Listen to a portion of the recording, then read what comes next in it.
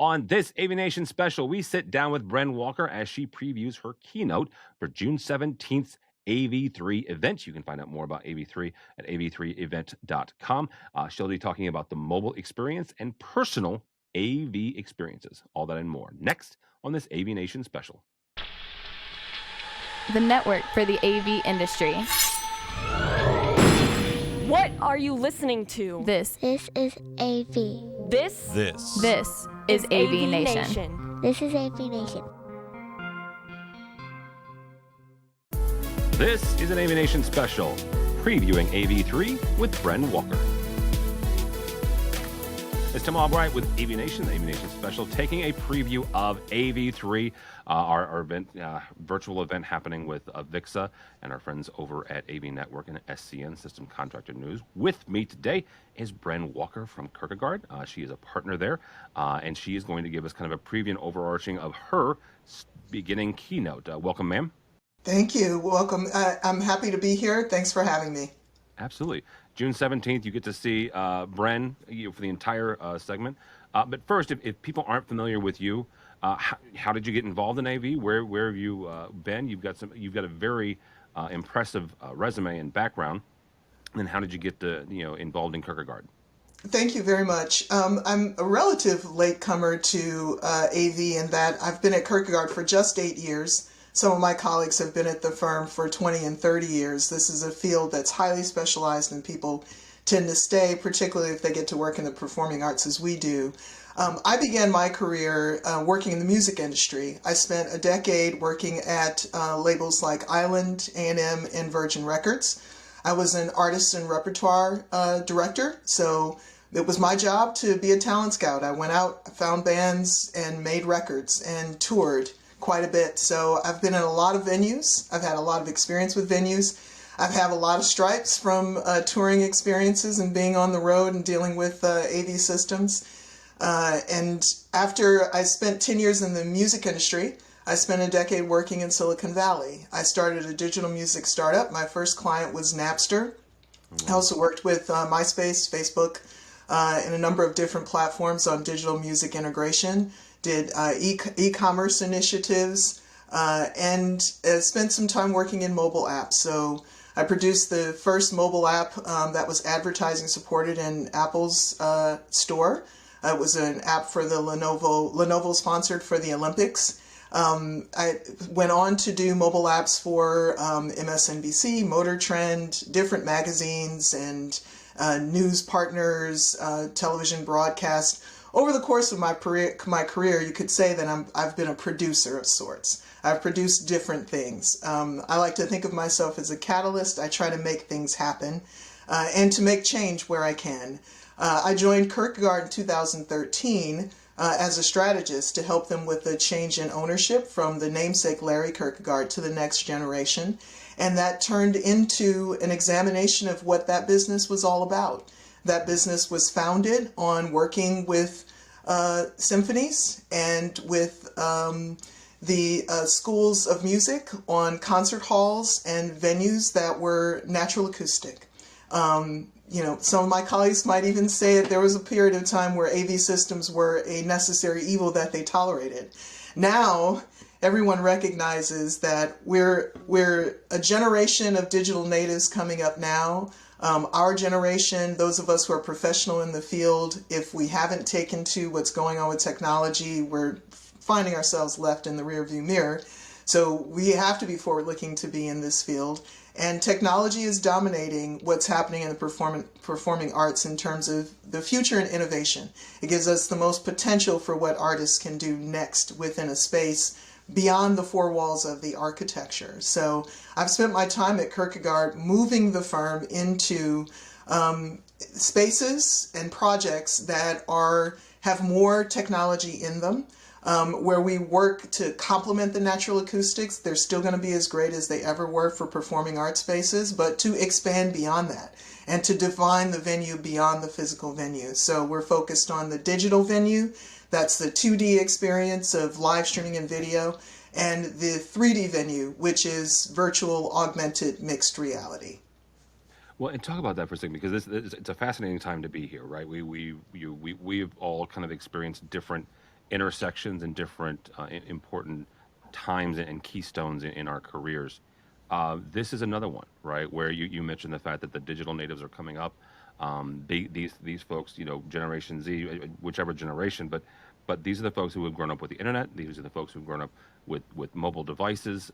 They are in the workforce right now, right? And they're becoming more and more decision makers. The topic of your keynote is the what's next for AV, right? The future of pro AV. Talk about where that takes us, right? This digital, this intersection between augmented reality, virtual reality, and these spaces where 10, 20, 30 years ago, you're right, it was nothing but acoustics and acoustical. And now we're incorporating more and more technology, but also more and more technology that's personal, right? That gives us a personal kind of experience. What do you see kind of the next generation, or the next evolution of Pro AV? Sure. So there are a couple of things at play. The first is that, you talk about mobile devices. The one of the critical things I think mobile devices have done is it's put filmmaking in your pocket.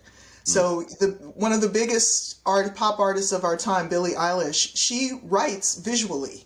She writes from a visual mode, and her songs are created from that visual mode. Her generation can make a movie today in their pocket. So we have to be able to support that in terms of helping them take it to the next level. The other thing that comes with that device in the pocket is the personal experience of experiencing things how I want to, the way I want to. So if I'm in a particular room and I want to share something from that room, whatever I see, the venue is, and the venue operator, it's in their interest to help me do that. It's in their interest to compel my use of social media because it expands their brand while I'm expanding my own personally. At last year's InfoComm, in one of the keynotes, there was a discussion about how codecs have gone from hardware to software, and we've now crossed that Rubicon of having more than 75% of our codecs being software-based instead of hardware-based. That's part of what attracted me to coming into this field, because I came from a programming standpoint. So when I think about codecs being software-based and our jobs not being so much about picking physical devices, but rather designing experiences, the last year has shown us that we have inequities in terms of the way people experience things in our society. And technology can be an inhibitor or it can be an accelerant in terms of breaking down those divisions that we see. Part of what I'm going to address in my keynote is around inclusive design and what it means to do inclusive design. This is not a demographic thing. This isn't about, what color your skin is or what your gender is. It's about how we think about spaces, how we think about design, and making sure that everyone has an opportunity and accessibility to that space and to the systems that undergird that space. And getting at inclusivity, in my view, addresses how we in our field can come at the social problems at what is for us a very mechanical level and practical level in terms of how we design projects, but can have a bigger impact in terms of how people feel when they come into a space. For people to feel like they belong there, we can actually design systems that help people get that sense of belonging. And I think that the moment is upon us to do so, particularly if we want to avoid commodity. If we want to avoid what we do becoming commoditized and people simply looking at the cost per bit of metal, the best way we can do that is to shape experience. That's actually a really, really great point, is shaping the experience. Before we get out of here, I want to highlight something you said, and that's this last year has really kind of highlighted and put a spotlight on some of that technological inequities, right?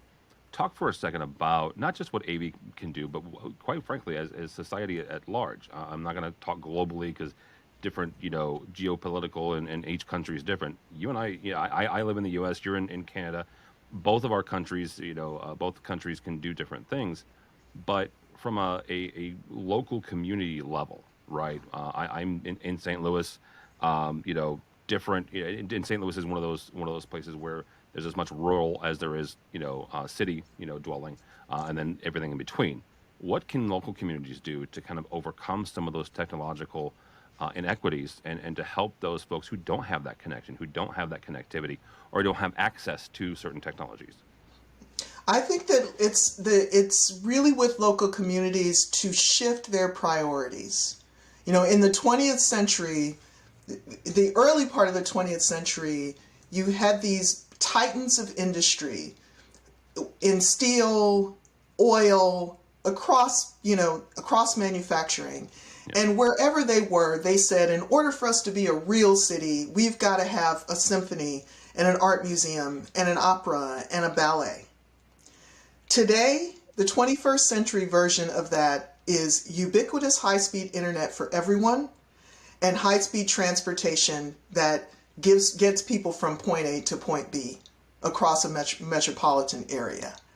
So local communities, really the onus is upon them to shift their priorities and treat internet access the way we treat electricity and water, and to set the priorities at your city government to solve that last mile problem. Then there are some bigger issues we can get into in terms of how larger corporations could help us solve the last mile. But I think we're going to have to see what happens in terms of some changes at the FCC in order for that to go down. Absolutely. And that's another conversation that you and I can have all day long. Mm-hmm. And I would start about mesh networks, but... Well, mesh networks and citywide internet and all that. I mean, there's a lot that we could go down, and it's a fascinating conversation to me. But yeah, absolutely.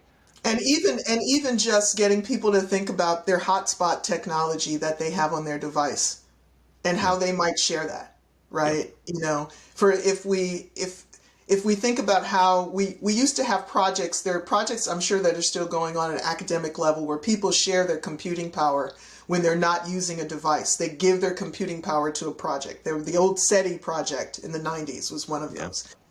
The same thing could be happening with broadband access, where if we have excess access, we share that with other people so other people can get online and get past that last mile problem. That's a fascinating conversation. Bren, thank you so much. We'll get to see Bren in all of her glory for an hour on June 17th at the AV3 event. You can go by the website AV3event.com. But if they want to connect with you, either beforehand or afterhand or even during, how do they connect with you, ma'am?